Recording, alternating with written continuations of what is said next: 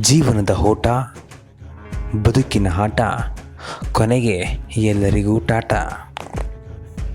ಜೀವನದಲ್ಲಿ ಬರುವಂಥ ಪ್ರತಿಯೊಂದು ಸಂದರ್ಭದಲ್ಲೂ ನಾವು ಇರಬೇಕು ಮತ್ತು ನಮ್ಮ ಸಂದರ್ಭಗಳು ನಮ್ಮ ಜೀವನದ ಬದುಕಿನ ದಾರಿಗೆ ಕೊಂಡೊಯ್ತದೆ. ಹಾಗಾಗಿ ಜೀವನದ ಉದ್ದಕ್ಕೂ ನಮ್ಮ ಸ್ನೇಹ, ಪ್ರೀತಿ, ವಿಶ್ವಾಸದೊಂದಿಗೆ ನಾವು ನಡಿಬೇಕು. ಇದು ಜೀವನದ ಅತ್ಯುತ್ತಮ ಅಂಶ.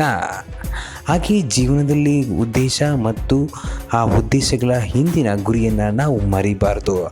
ನಾವು ಎಷ್ಟೇ ದೂರ ಪ್ರಯಾಣಿಸಿದರೂ ಕೂಡ ನಮ್ಮತನವನ್ನು ನಾವು ಎಲ್ಲಿಯೂ ಕೂಡ ಕಳ್ಕೋಬಾರ್ದು.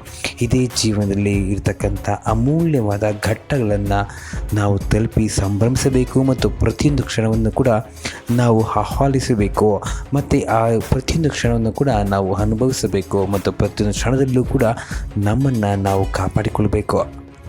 ಇದೇ ಜೀವನದ ಪಾಠ. ನಾವು ಬದುಕಿನ ಓಟವನ್ನು ನಾವು ಸಂಭ್ರಮಿಸಬೇಕು. ಬದುಕಿನ ಹಾದಿಯನ್ನು ನಾವು ಸಮೃದ್ಧಿಗೊಳಿಸಬೇಕು. ನಾವು ಬದುಕಿನ ದಾರಿಯನ್ನು ಹಸನಾಗಿಸಬೇಕು. ಬದುಕಿನ ಆಟಕ್ಕೆ ನಾವು ಆಟವಾಗಬೇಕು. ಬದುಕು ಎಲ್ಲರನ್ನ ಬದುಕಿಸುವಂತೆ ಮಾಡ್ತದೆ. ಕೆಲವೊಮ್ಮೆ ಬದುಕೇ ಆಗದಂತೆ ಹೋಗ್ತದೆ. ಬದುಕಿನಲ್ಲಿ ಸಾಕಷ್ಟು ಸಂದರ್ಭದಲ್ಲಿ ಮನುಷ್ಯ ತಾನು ಹಿಂದೆ ಉಳಿಯೋದುಂಟು. ಆದರೆ ಆ ಬದುಕು ನಿಲ್ಲೋದಿಲ್ಲ.